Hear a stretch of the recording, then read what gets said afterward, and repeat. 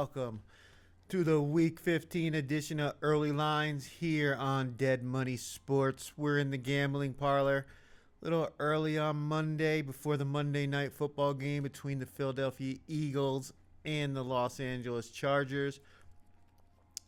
Getting our first thoughts on what we think of for the lines for Week 15.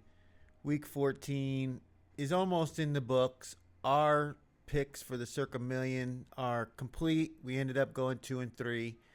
The really tough loss in there with the Denver Broncos. But we'll have a little bit more on that at the late night at the lounge after the conclusion of Monday Night Football. So be sure to join us during the live stream here on YouTube. But we're going to get into the Week 15 lines for the NFL.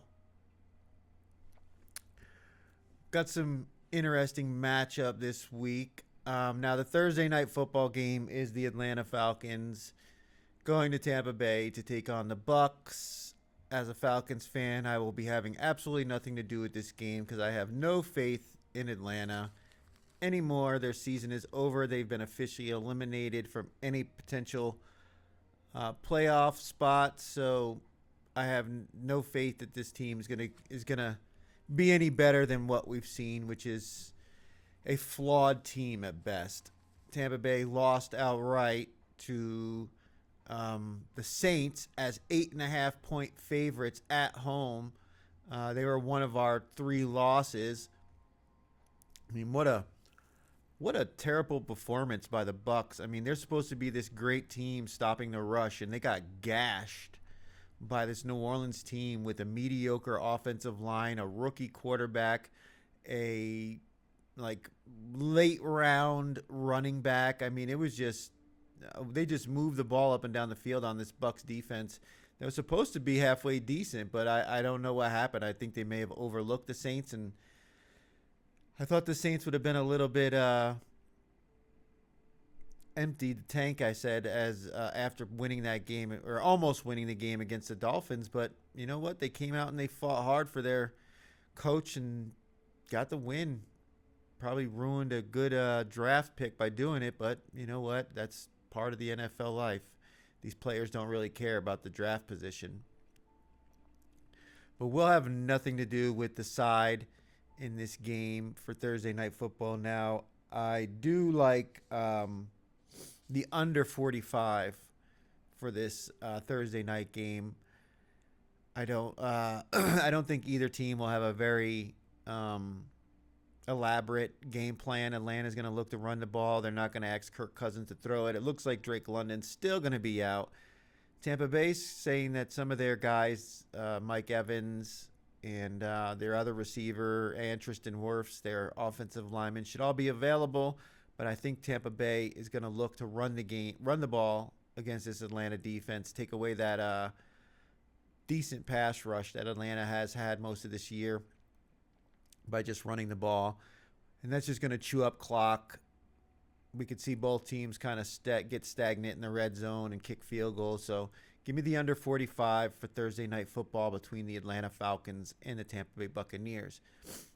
Now, as far as the rest of these matchups, the games that I'm at least considering to use this week in the Circa, there's 5 games this week with at least a double-digit favorite. Now, the Houston is 9.5, but that's essentially double digits because they got to win by 10 or more.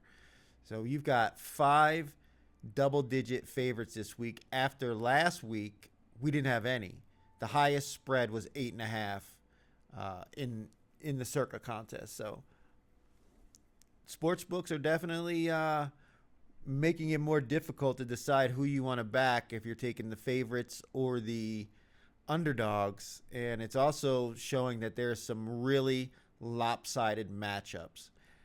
And the very first one is the Arizona Cardinals going to Houston to take on the red-hot Texans. Texans coming off that big win against Kansas City in Arrowhead.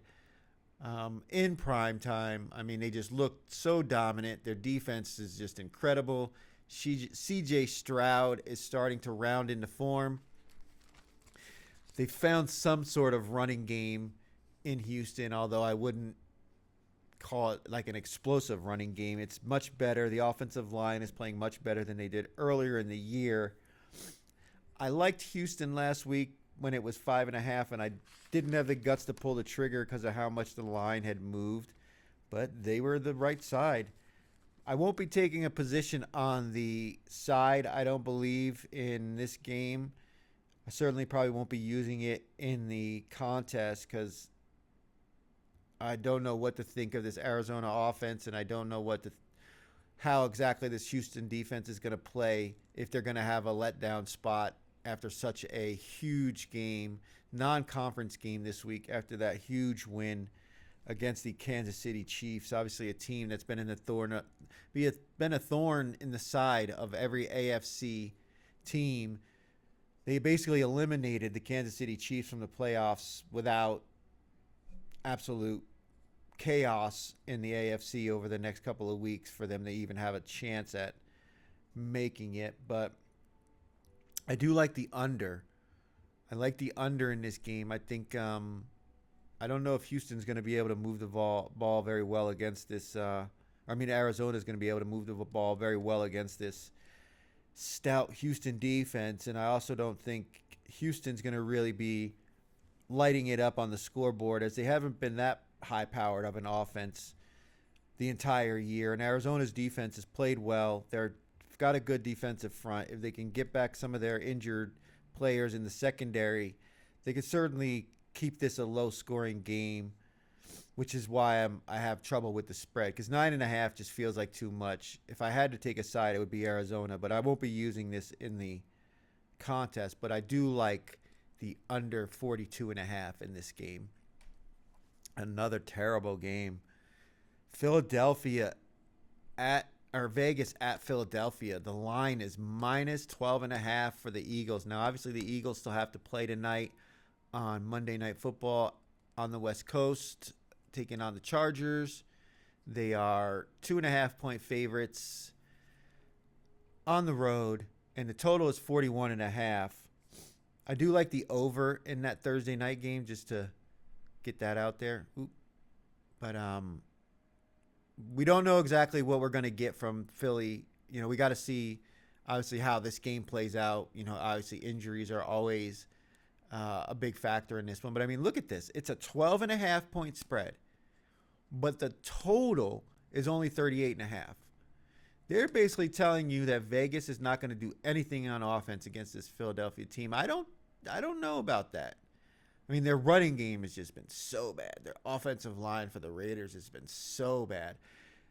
But if you, I was on the Broncos, that was a tough loss to take at minus 7.5 for them to get an opportunity to kick that field goal after Jones commits such an idiotic delay of game penalty by swatting the ball out of the receiver's hands. If he just leaves him alone, that game's over. They never snap. They never get another snap off. There's 5 seconds left with the guy laying on the ground. You still have to get the ball to the ref. The ref has to spot it. Everybody's got to get lined up and then spike it to potentially stop the clock. They would have never had an opportunity. The game would have been over. But instead, they end up winning by only 7. But if you remember in that game, the Broncos also had a kick return for a touchdown. So it was a non-offensive touchdown that was really the difference in that, or else it is a 3-point game, because the offense for the Broncos really wasn't doing that much. So I don't know. It just seems like way too many points for this Eagles team to be getting. I don't want to really get involved in this one, but I'm going to look deeper into it. Is it going to be Kenny Pickett? Is Geno Smith finally going to be benched for the backup? And Kenny Pickett didn't look terrible in that game. We could see maybe him give a spark to this team. But with such a low total at 38.5, it's just, you almost have to take the points in this one with the Raiders and just hold your nose. I liked the over, but I'm not confident either way on that one. But just 12.5 just seems like way too much for Philadelphia to be laying. We obviously have to see the results of Monday Night Football. This line could certainly move if for some reason some key player gets injured. If you look right now, Philly's getting 94% of the tickets, 94% of the money. Obviously, it's only Monday, and we don't really know the outcome of Monday Night Football yet. New York Jets and Jacksonville. I mean, just look at these atrocious matchups. We're getting down to the nitty-gritty of the season, and you've got some teams that are looking to vie for the number one draft pick and some teams that are looking to make their spot in the playoffs that much better. Now Jacksonville, leaders of the AFC South after that big win against the Colts. We were on the Colts. I did say it was a contest play. I was looking to fade what I thought would be a popular team. And although Jacksonville was popular, the Colts were almost just as popular. They were both well over 1,000 selections in the contest this week. So my strategy did not work as well as planned. And then with Daniel Jones going down, that game just got completely out of hand, and Jacksonville won easily. Now the Colts are staring at their outside from going from leading the division, starting the season at 7-1. They are now outside of the wild card spot and are looking up at the Houston Texans and the Jacksonville Jaguars. But now Jacksonville at home again, taking on the New York Jets, a New York Jets team who's playing quarterback for them now. Is it going to be this Brady Cook? More than likely, against a Jacksonville team that seems to be rounding into form. The line, minus 11.5, but the total is only 42. Again, I like the over in this one better than I do the side. Jacksonville, they could potentially play with their food in this one. I don't know what you're going to get from this Jets team as far as motivation-wise. They're on the road. They don't have the crowd behind them. I mean, we saw them just get completely throttled by a Miami Dolphins team that can run the ball really well but did not throw it well at all. The Jets actually had more passing yards than the Miami Dolphins, but the Dolphins had a much better running game. What can the Jacksonville Jaguars do well? Run the ball. They run the ball well. They have a very good offensive line scheme with Liam Cohen.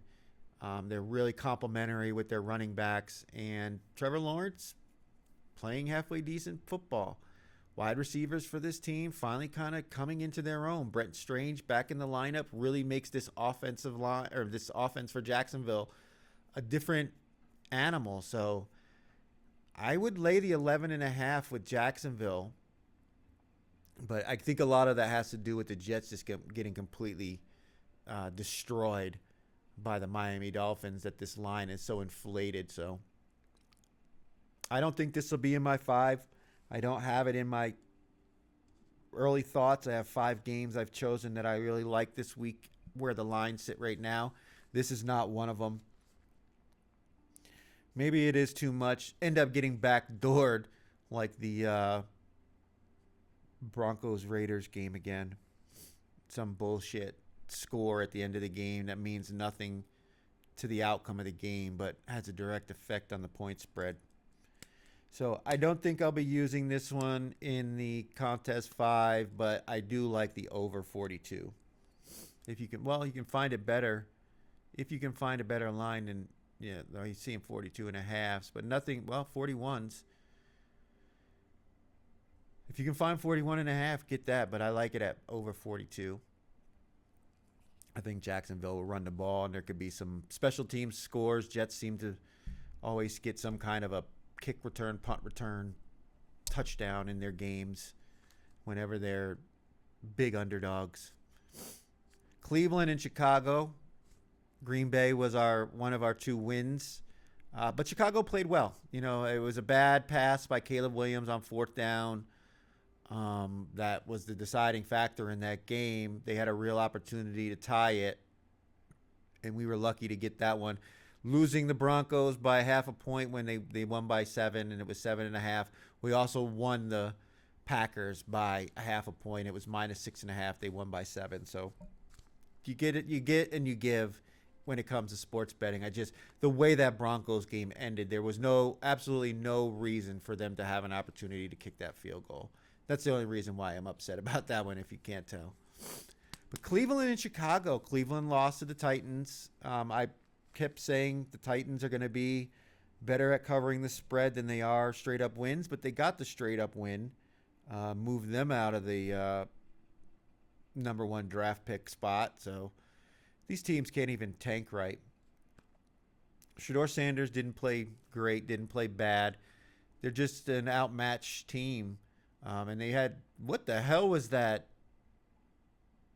call to try to go for two there to tie the game at the end of the game for Cleveland? I mean, just completely way overthought it. In Chicago, again, like I said, they played really well. They were down Roma Dunze, but their defense looked good. They're laying 7.5. Big number. At home with Cleveland and their stout defense. Will Ben Johnson have a good game plan for this running game against this Cleveland team? The total, still another low total at 41. I mean, just look how low these totals are. Obviously, some of these games, especially up in the Midwest and the Northeast, even Jacksonville, because they had all that rain and Tampa had rain, really got to look at the forecast leading up to Sunday to see what kind of weather we can expect in these games, because it could certainly have a play a role in the game plans of these teams. I just have concerns with the Cleveland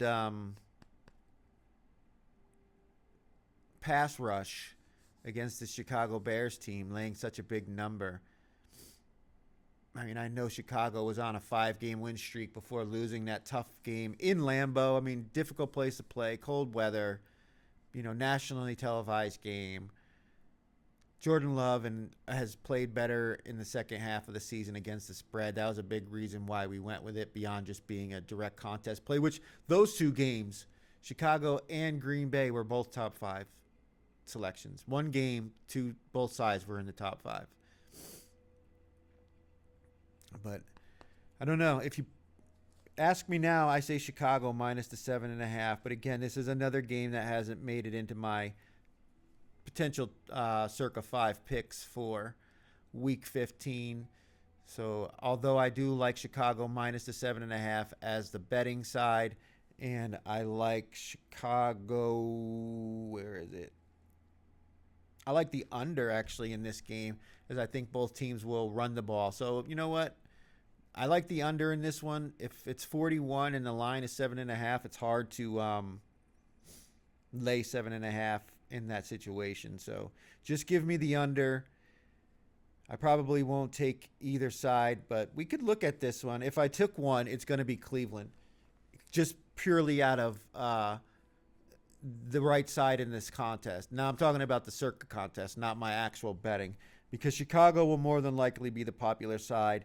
People will be looking for them to bounce back after that tough loss against a very good Green Bay team on the road. Now they're at home. Cleveland's got to come visit them in Chicago, another tough place to play. Cleveland's defense has been better in Cleveland than they have been on the road. So people will see all that narrative and want to take the big number, lay the big number with Chicago. But I think Cleveland might actually be, when it comes to the Circa contest, the right side. Even if it's like the Indianapolis one, even if it doesn't win, it was the right side at the moment, trying to look for a spot to catch a point. But give me the under 41. If you can get it better than that. It looks like it's going down, but I like the under 41. Two teams that want to run the ball, don't have explosive plays. We could see this be a defensive battle. Chicago creates turnovers, and Cleveland creates down and distance issues with their incredible player Myles Garrett getting closer to that sack record. Probably one of the best games of the week. Buffalo and New England. Obviously, New England won the first matchup between these two teams in Buffalo. Now Buffalo, off their back-to-back wins, are going to have to go up to New England and take on the red-hot New England Patriots, I believe, coming off the bye. Or did they play on... Yeah, they played on Monday night, right? Yeah, against the Giants, and then they had the bye.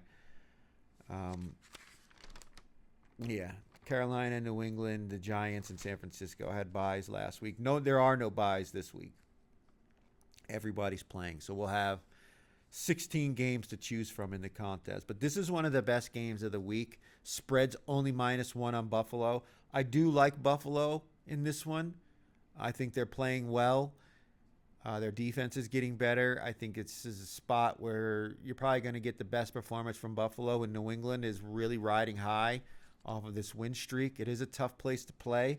I prefer the under 49.5, though, as opposed to a side. And again, this is not in my top 5 current selections as it sits right now.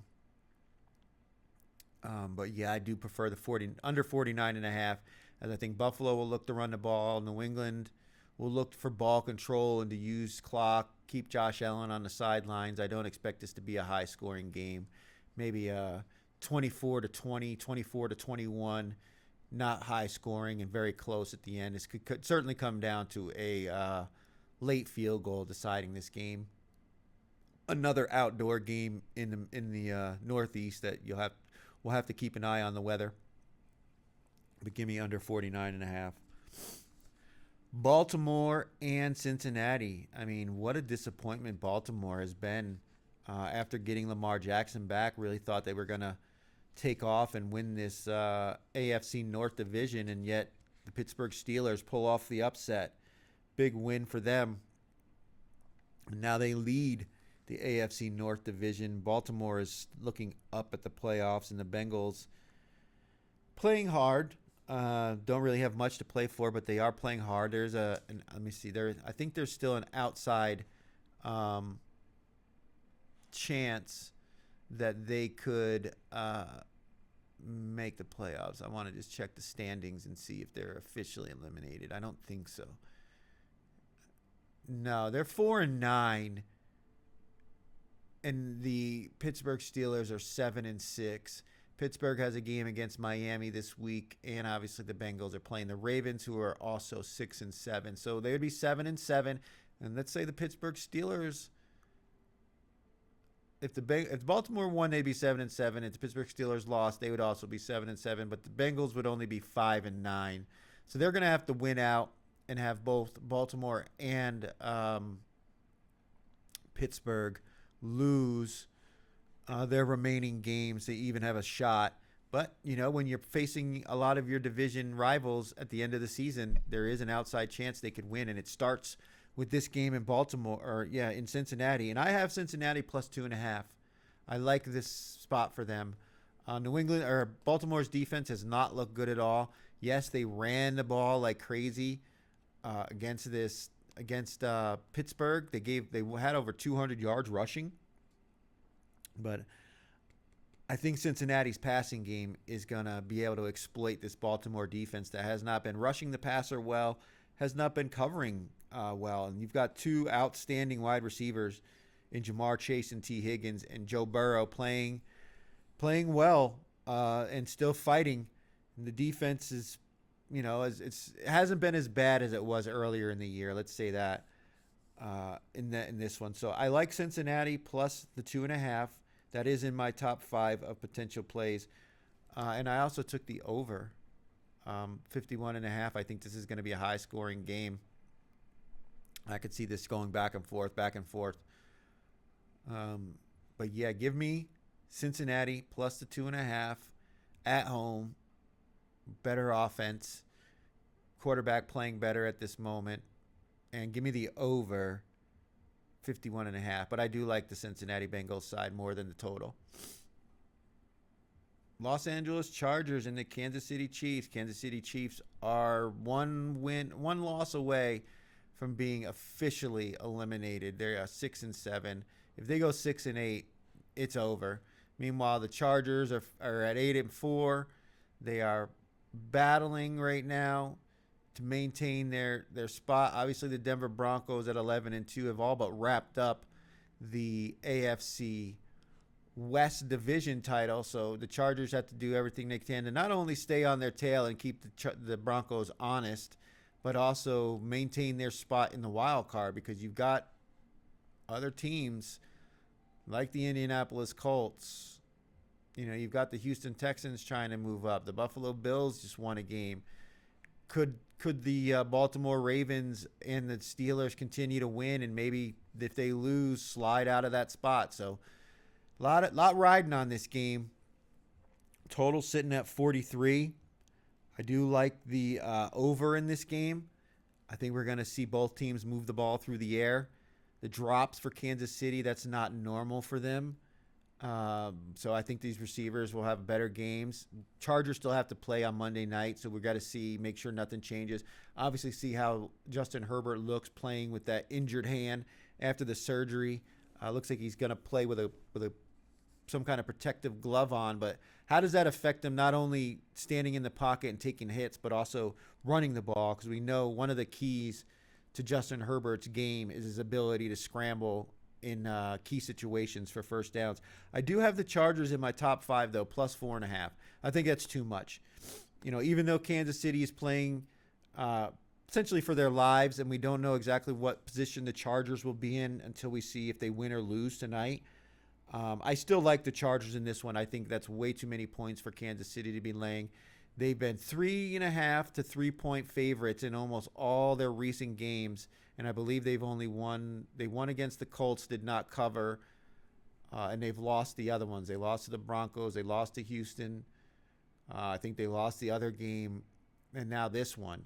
So I just think 4.5 is too much. Kansas City barely ever covers big spreads.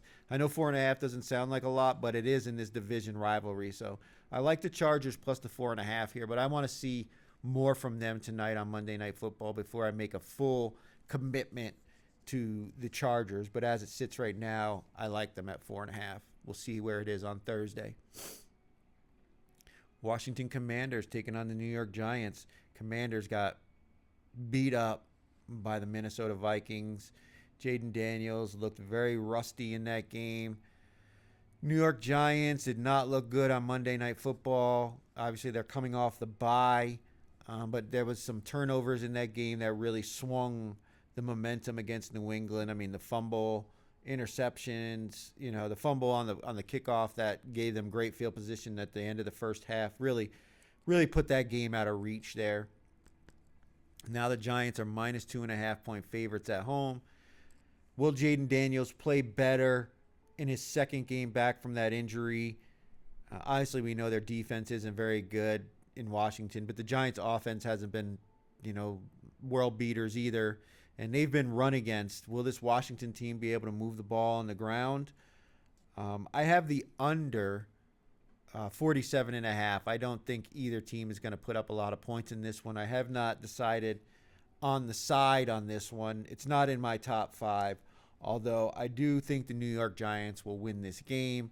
So being minus 2.5, I would probably take that right now, but not a strong opinion on that one. I much prefer the under 47.5 to the side. And, that minus 2.5 fishing line is always throws up alarm bells to me. Whenever I see minus 2.5 on any game, I immediately have to take a step back and say, okay, why are they doing this? Why are they putting it at this very sketchy line, which is 2.5? Because so many people love that minus 2.5 number in the Circa contest, and yet minus 2.5 is often the wrong side. So give me the under 47.5. The Indianapolis Colts taking on the Seattle Seahawks in Seattle. Is it going to be Riley Leonard? I imagine it's going to be. Daniel Jones obviously out for the year with the Achilles injury. That sucks. Indianapolis Colts are in free fall right now after starting the season 7-1. They are on the outside looking in at the playoffs. Meanwhile, the Seattle Seahawks have just been world beaters, but they're in the division with the Los Angeles Rams. So even though they are 10-3, they are also a wild card right now with the San Francisco 49ers and the Chicago Bears breathing down their throats breathing down their necks along with the Detroit Lions right there, steamrolling, trying to get into that wild card right now as the Bears and Packers battle for the division, but they're not far behind them either. So the division title is certainly within their grasp as well as a wild card spot. So we've got a lot of intriguing games with these NFC matchups here. Now, this is obviously a conference matchup between AFC and NFC. Big number here, though. Seattle minus 13. They have not been covering big numbers against quality teams. Now, I don't know what you're going to get from Riley Leonard. I'm sure he wasn't getting very many reps in practice leading up to that game. So when Daniel Jones went down, how prepared was he? Will he be much more prepared this week than he was against a very good Seattle team? We've also seen this Seattle team struggle with quarterbacks like Cam Ward, but they got non-offensive touchdowns in that Titans game to get that number closer to where it was at the end. Where is it?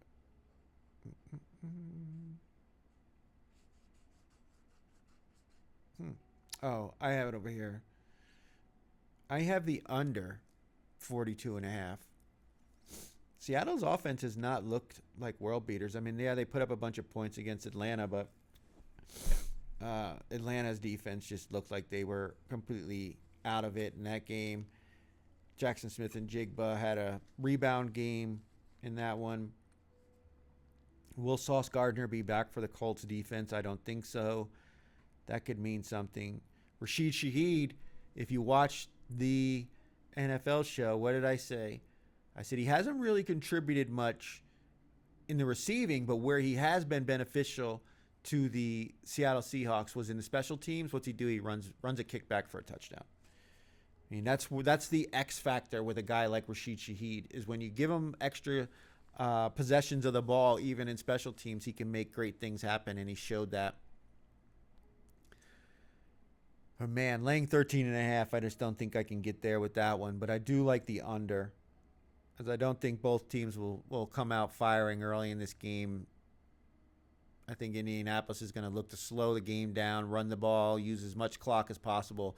And I think Seattle is just going to look to get out of here with a win and continue to try to maintain their spot in the wild card and keep the pressure on both the Rams and keeps the San Francisco 49ers from catching up with them, who don't have the most difficult of matchups this week as well. Green Bay and Denver, great game. Another game that's got two teams from both conferences, but both teams are really in the thick of it for their position in the playoffs, as the Broncos are leading right now, but the New England Patriots are obviously right there with them. And then the Green Bay Packers are now leading in the NFC North, but have Chicago right behind them, and then Detroit is rolling in the form, even though they're dealing with injuries everywhere again. What did I say I liked in this one? I like the under in this one as well, 43. Green Bay starts slow on offense. Denver seems to do the same. Although both teams, Denver commits penalties. I mean, not excluding the dumb one at the end of the game that cost us the cover. We saw Patrick Surtain with some pass interferences, penalties. I mean, I believe they had 8 penalties in that game. It's like, man, I don't understand how Sean Payton has such an undisciplined team. You didn't see that when he was the Saints coach. Green Bay, big win in Chicago. Big win. Now, I actually have Green Bay winning this game,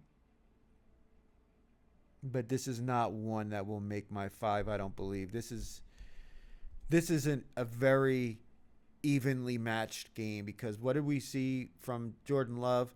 He does well when he has time to throw. Denver has one of the better pass rushing defenses in the league, but can they exploit the overzealous defenders for Denver and draw penalties with this group of wide receivers that they have, who are all playing well? Watson, he's been a revelation since he came back from injury. Now they got Reed. He was playing well in that one. We saw other guys contributing. Their tight end, the backup tight end who came in for the other guy, he looked good. think it's Musgrave. So Josh Jacobs looked good running the ball.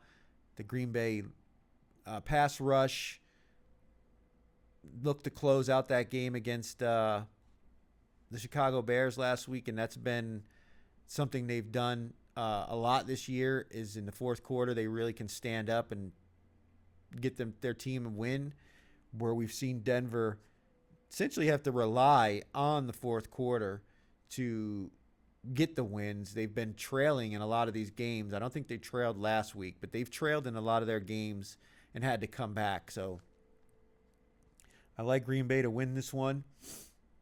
It's always tough to lay points on the road. It's that fishy -2.5 again. Can they finally end this win streak of the Denver Broncos? I think so, but it's not in my top 5. I prefer the under to the side in this one. Carolina and New Orleans. Carolina fighting for the NFC South. Coming off the bye, taking on New Orleans, winners of one, but they covered back-to-back games, I believe. They covered against Miami, and then they won outright against Tampa Bay. But I like Carolina in this one. Minus the 2.5. That fishy 2.5 line again. But I'm going to take it with Carolina coming off the bye. I think they got it at the right time. I think New Orleans off that big win is going to be riding a high. People are going to see that they've covered the spread in 2 games, including winning outright. I know Carolina's defense hasn't been the best. I need to see who's going to be back from injury. I think they lost one of their guys, Horn, in their the last game that they played when they won at home against the Los Angeles Rams. But I think the passing game for Carolina is going to be able to move the ball. I think they'll be able to run the ball. And I don't think New Orleans, they were very beneficial to win that game against Tampa Bay. If you look at the numbers, outside of Tampa Bay being, I believe, 2 for 7 on fourth downs, they were outgained in almost every statistical category. It was the fourth down conversions that cost Tampa Bay. They couldn't get it done, which was shocking that Todd Bowles, probably one of the most conservative coaches in the NFL over his career, goes for it on 7 fourth downs and only gets 2 of them. He'll probably never go for it on fourth down for the rest of the year now because of that. Because normally he doesn't. He's a defensive coach, so normally he punts and lets his defense play.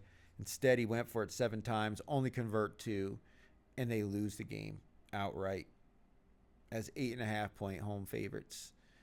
But I like Carolina in this one. I think Carolina is going to come ready and prepared. Canales will have them ready. They know how important this game is for their possibility of winning the AFC South Division. They've got to win and hope Tampa Bay loses. Well, they'll know because Tampa Bay is playing on Thursday night where they stand when they go into the game on Sunday. But I like Carolina minus 2.5. I did take the over in this one, as I think the passing game for Carolina is going to put some points up, and we could see New Orleans, get some scores. Carolina's defense has not been world beaters, but minus 2.5, give me the Carolina Panthers. Another huge game, great game, afternoon slate. We've got some bangers in the afternoon slate, man. We've got, even though Indianapolis is down their quarterback, big game in Seattle, big game in Denver with Green Bay, big game with Detroit and the Rams. Total of 55, and the spread is minus 5.5. Now, I like the under in this game, and I also like Detroit plus the 5.5. I know the Rams have been playing outstanding, but this Detroit team will get better health-wise. They looked good in their game. They can run the ball. And I think they're going to be able to run the ball against this Rams team. We've seen the Rams, although they do play well, they're built to stop the pass. So they can be pushed around if your offensive line is good enough. And I think Detroit's offensive line is good enough. So I like Detroit plus the 5.5. I have that in my top 5. It could potentially make the card if we if the line doesn't move too much in the direction away from the 5.5. But I also like the under 55. I would take that in the betting market right now. And you can find it at 55.5. I think they're going to run, and I think they're going to be able to play decent defense against the Rams. I know Micah Robinson did not look well in this last game, but hopefully they'll have a good game plan. Dan Campbell normally does. And obviously this is a huge narrative game with Matthew Stafford and Jared Goff and that whole swapping, teams at the quarterback position, blah, blah, blah. So everybody will be talking about that. But give me Detroit plus the 5.5 and give me the under 55.5. Tennessee and San Francisco. Another one of those 5 double-digit favorites. San Francisco minus 12.5 taking on Tennessee. The total sitting at 44.5. I like the under 44.5. And if I had to take a side, it would be Tennessee plus 12.5. This defense for San Francisco, although they've been able to keep them in games, is very depleted injury-wise. And they've been relying much more on turnovers and San Francisco's offense playing well. We could see Tennessee's defense at least keep San Francisco's offense from the big explosive plays and force them to move the ball down the field. Who's going to take Tennessee this week plus the 12.5?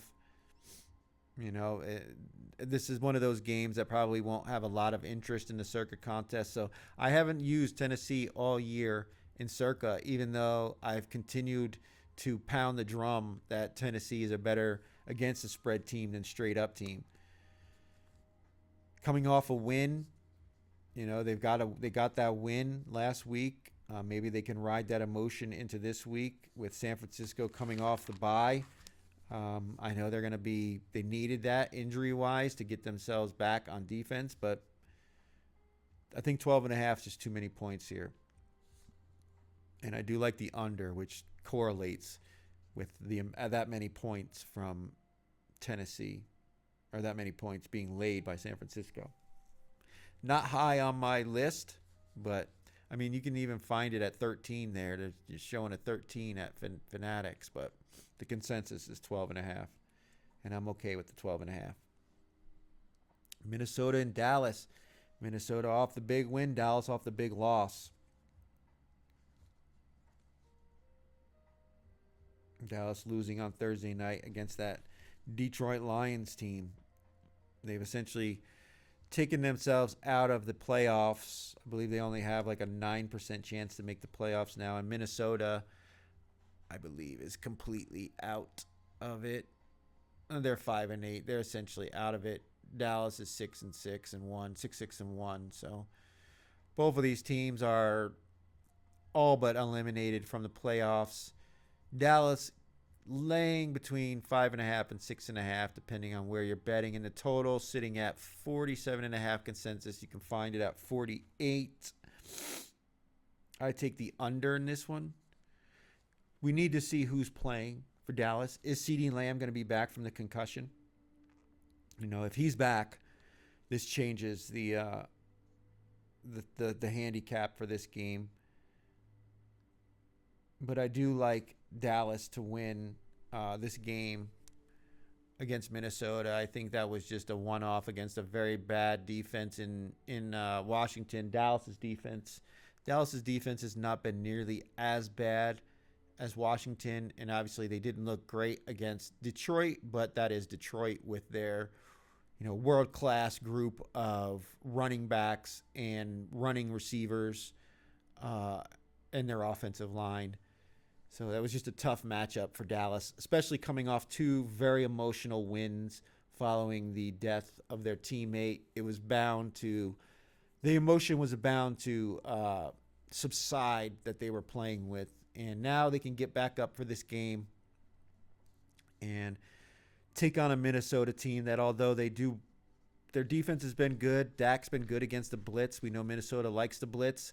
I just think this receiving core, if CeeDee Lamb is back for Dallas, Dallas is the right side here. I try to find the best number you can. Obviously, they're showing a 5.5 out there. If you can find the 5.5, take Dallas. But I'm perfectly fine with laying anything under a touchdown with Dallas in this one. And again, I will take the under 47.5. I don't think Minnesota's offense is going to do much in this game. I think J.J. McCarthy is in for a rude awakening after his big win against a very bad Washington team, playing after a very emotional overtime loss on Sunday Night Football. Miami and Pittsburgh, Monday Night Football. Miami on a win streak. I called it earlier in the year that they were going to get to this, or earlier in the season, that when they won that game against Buffalo, they had a real shot to run the table up to this point. This is the game where if they win this one, they're now 500. They're 7-7 with a few more games to go. They could somehow get themselves in the playoffs, although they're after this game, and this is not a very easy matchup in its own right. If they were to win this one, their rest of their season is not easy, as they've got the Bengals at home, then the Bucks, and then they end the season taking on the New England Patriots. Will the Patriots have it wrapped up by then, not need the game and potentially rest their starters? There is a possibility in that, but they've got to win this one, then go and play the Bengals and the Bucks. If they can somehow win those two and be 9-7 going into this game, they have a chance backdoor in that 7 spot in the playoffs. And what's his name? The coach, McDaniel, potentially saved his job. Now, I like Miami plus the 3.5 here. If you look, they really ran the ball well in that game against the Jets. The Pittsburgh Steelers gave up over 200 yards rushing to the Baltimore Ravens. They gave up over 200 yards rushing to the Buffalo Bills. 2 weeks in a row, this team has gotten gashed on the ground. What does Miami do best? Run the ball and get these swing passes to their running backs, which are essentially what they call the long handoff, right? So I like Miami plus 3.5. I think this is too many points. I love the fact that I'm getting the hook with Miami. I know it's on the road. We'll need to check the weather, but Miami just proved going on the road, playing in cold weather conditions, was not an issue because they just whooped up on the New York Jets. I know it was a backup, third-string quarterback, really, with no experience that ended up playing most of that game. But Miami's found themselves in a unique spot here where they've got a real opportunity to get back to 500 and put themselves in somewhat of a spot to fight for that final wild card spot. And then I also like the over, the 41.5. But I do like Miami plus 3.5, especially in the betting market. If you can find it 3.5, grab it now because I don't think it's going to last. We can look real quick and see. Well, 92% of the tickets, but only 88% of the money is coming in on Pittsburgh. But that's early betting. This information is fresh. You know, we still have all week to see where the big bettors are going to be coming in on this one. But I like Miami plus 3.5 this week. I'm very disappointed in myself. I had said in the early show last week, I had Philly minus 2, which hasn't played yet. I had Houston plus 5.5, Arizona plus 8.5, which was a loss. I had Jacksonville plus the 2.5, which went down but was the right side. And I had Miami minus 2.5. And I didn't use Miami. I'm all because of the weather. I'm very upset with myself that I didn't pay attention to what I had put in my first thoughts. Because normally when I do my first thoughts, they're more right than wrong. But so my first thoughts, Miami plus 3.5. The Los Angeles Chargers plus 4.5. The Detroit Lions plus 5.5. The Cincinnati Bengals plus 2.5. And the Carolina Panthers minus 2.5. Those are the 5 teams that I'm considering using in the Circa contest this week.